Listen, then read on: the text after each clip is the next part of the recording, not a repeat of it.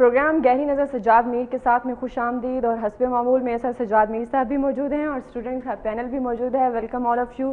اور ناظرین، جیسے کہ آپ جانتے ہیں کہ سیاست اور جمہوریت دو ایسے لفظ ہیں جن کی باز گشت ہمارے کانوں میں مسلسل سنائی دیتی ہے، اور اسی طرح سے سیاست اور جمہوریت کے میناروں پر کھڑے علمبردار مختلف بیانات بھی دیتے رہتے ہیں جنہیں ہم ڈسکس کرتے ہیں. پچھلے ہفتے ہمارے پروگرام کا آغاز ہوا اور ہم نے بہت ساری ایسی خبریں تفصیلاً ڈسکس کی، تو انشاءاللہ اب بھی جو ہے وہ ہم آپ کے فیڈ بیک کے ساتھ آپ کا پوائنٹ آف ویو جاننے کے بعد ہم اس پروگرام کو مزید بھی بہتر کریں گے. اور بغیر تاخیر کے، وقت ضائع کیے بغیر آج کی خبروں کی جانب جاتے ہیں اور سجاد میر سے جانتے ہیں کہ آج کے حوالے سے جو بڑی اہم باتیں، بڑی اہم خبریں باز گشت کرتی رہی، بیسیکلی ان کے پیچھے بیہائنڈ کیا ریزن کیا تھی. تو سجاد صاحب، آج جیسے ISI کا سربراہ جنرل پاشا جو ہے انہیں توسیع نہیں دی گئی، تو آپ کیا سمجھتے ہیں کہ اس خبر کو اتنی بڑی خبر کیوں بنا دیا گیا ہے؟ حالانکہ بظاہر تو ایکسٹینشن نہ ہونا کوئی بڑا معاملہ نظر نہیں آتا. آپ ٹھیک کہہ رہی ہیں، عام طور پر یہ تو روٹین کی خبر ہونا چاہیے تھی. امریکہ میں بھی ہوا ہے. پینٹا کو جو چیف تھا اس وقت جب کہ اسامہ والا آپریشن ہوا تھا، ان کو وہاں سے لے کر پینٹاگون کا سربراہ بنا دیا گیا. یہ تو شاید ہو سکتا ہے پروموشن گنی جائے. اور جنرل پیٹراس جو کہ کمانڈر تھا اس علاقے کا، ان کو وہاں بھیج دیا گیا اور ان کو CIA کا سربراہ بنا دیا گیا. نارمل روٹین کی خبریں ہوا کرتی ہیں، مگر ہمارے ہاں جو صورتحال اس وقت تھی اس میں جنرل پاشا کا کردار جو تھا بہت اہم ہو گیا تھا. ایک تو اس لحاظ سے اہم ہو گیا تھا کہ انہیں 2 بار ایکسٹینشن دی گئی تھی، تیسری بار ایکسٹینشن ڈیو تھی. دوسرا اس لیے تھا کہ ان کا جنرل کیانی کے درمیان ایک انڈرسٹینڈنگ بہت اچھی گنی جاتی تھی.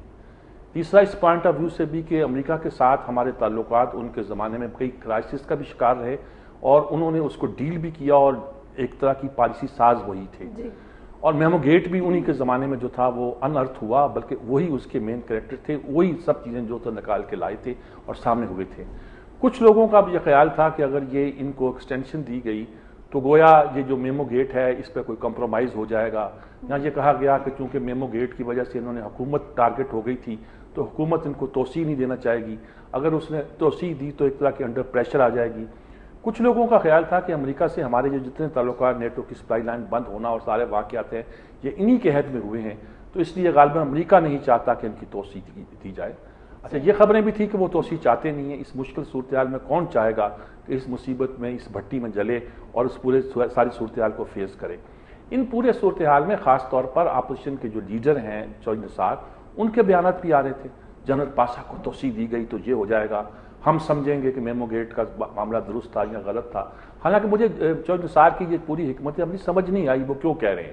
ان کے فوج سے تعلقات بڑے پرانے گنے جاتے ہیں، ایک بار نہیں بہت پرانے گنے جاتے ہیں. اس لیے ان کے بھائی ڈیفنس سیکرٹری تھے جب کہ کو ہوا جنرل پرویز مشرف کا، اور یہ بھی کہا جاتا ہے کہ نواز شریف نے انہی کے کہنے پر، یعنی ان کے بھائی کے کہنے پر ترقی نہیں دی تھی علی قلی خان کو کہ ان کا تعلق سیاسی خانوادے سے ہے، اس کے بجائے پرویز مشرف کو ترقی دے دی تھی. ان کے خاندان کی طرف سے ایک بات یہ بھی آئی تھی، اس زمانے میں کتاب چھپی تھی اس میں ایک انٹرویو کے طور پر، کہ جب یہ آپریشن ہوا تو افتخار چودھری، یہ اپنا نثار چودھری ایوان وزیر اعظم میں موجود ہونے کے باوجود چند لمحوں میں غائب ہو گئے تھے. کہاں گئے؟ ہاں، پتہ نہیں چلا. اچھا، یہ ساری باتیں ہوتی رہی تھی اور پھر یہ بھی آیا کہ شہباز شریف کو لے کر یہ رات کی تاریکیوں میں جنرل کیانی سے ملتے رہے. ساری باتیں اچانک کیا ہو گیا؟ یہ بھی تھا کہ جب ایبٹ آباد کیس پر پارلیمنٹ کے مشترکہ اجلاس میں انہوں نے اس کو پیش کیا، وہاں سامنے لایا گیا سارا کیس، پریزنٹیشن دی، جنرل پاشا نے دینی تھی، تو انہوں نے کوئی بات کی جس پہ جنرل پاشا نے کچھ کیا کہ ہاں میں نے آپ کا کام نہیں کیا تھا.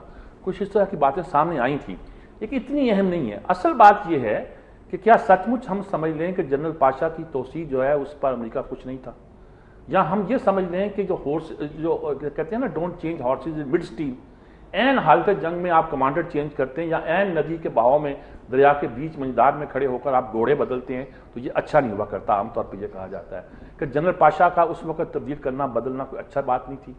یا حکومت کی یہ کامیابی گنی جائے کہ اس نے ایکسس کو توڑا ہے، کیانی اور پاشا کے ایکسس کو جو ایک اتحاد گنا گیا تھا. میرا کہنا ہے کہ یہ سب غلط فہمی ہے.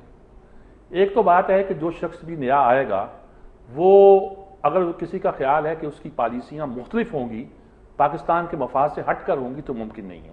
بالکل وہ شخص بھی فوج کا، اپنے ادارے کا، ISI کا اتنا ہی لائل ہوگا جتنے یہ تھے. اور خاص پر ظہیر الاسلام کو لانا چاہیے. دیکھیں، افراد کی جو اگر لائٹی گنی جائے، کیانی کے ساتھ فرض کیا ان کا کہا جائے تو افراد کی لائٹی گنی جائے تو جو جنرل کیانی ہیں وہ مشرف کے لائل تھے، مشرف پہ کر کے آئے تھے، تو ان کے ساتھ کیا لائٹی دکھائی انہوں نے مذاکرات NRO وغیرہ جو ہوا تھا اس میں حصہ لیا تھا. وہ بے نظیر کے ڈپٹی ملٹری سیکرٹری رہے تھے, وہ ISI کے سربراہ تھے. جب ان ساری بات, اچھا امریکہ کے وہ خاص آدمی گنے جاتے تھے یہ بھی کہا جاتا ہے, لیکن انہوں نے اپنے ٹیور میں کیا امریکہ کی حمایت کر دی؟ کیا انہوں نے جنرل مشرف کو بخش دیا؟ کیا پیپلز پارٹی کو انہوں نے کھلی چھٹی دے دی کہ جس طرح دینی چاہیے؟ بلکہ اپنے ادارے کے مفاد میں جس کو وہ قومی تقاضا سمجھتے تھے کرتے رہے تھے. اور جنرل پاشا اگر یہ کچھ کرتے تھے تو اس کو اس طرح ہی دینا چاہیے. ہاں, اب مثال کے طور پر جو نئے صاحب آئے ہیں وہ اگر آپ غور سے دیکھیں تو نئے صاحب جو آئے ہیں وہ کور کمانڈر ہیں کراچی کے. کراچی کا کور کمانڈر بڑی اہم شخصیت ہوتا ہے.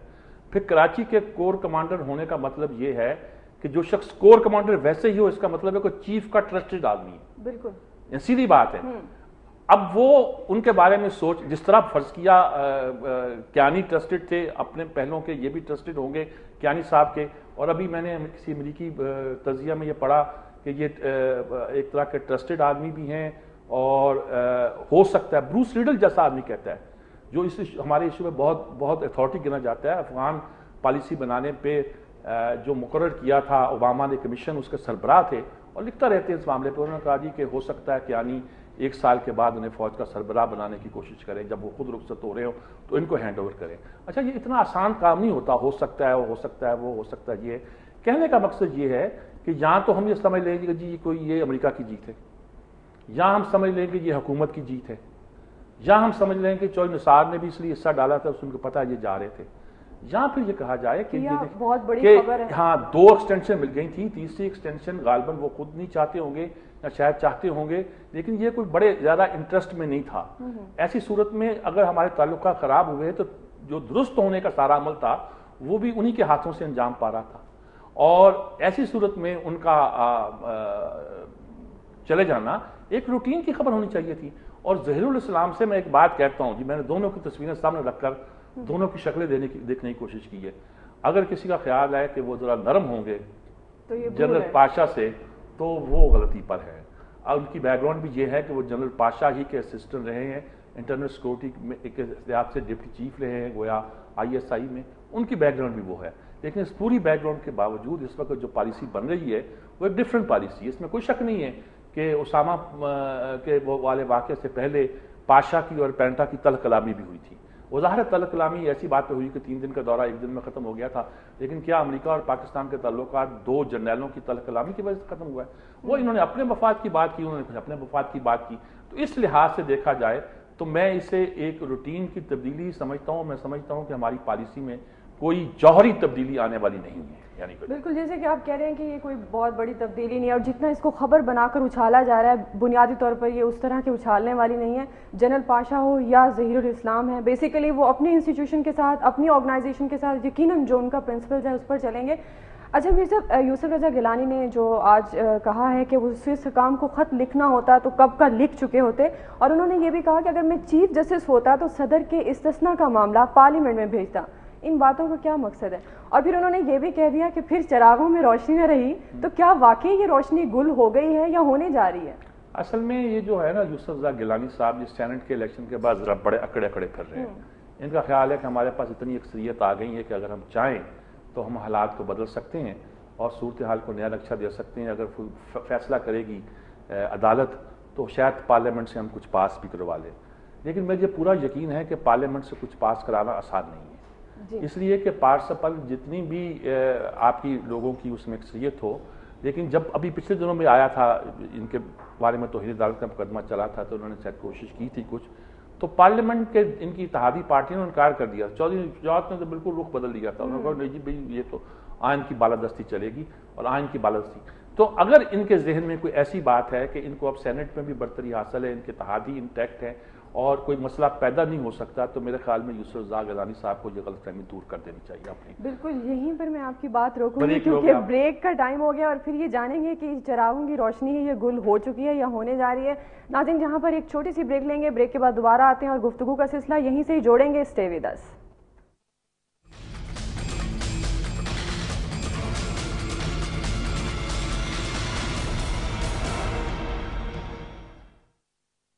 لگا تھا کہ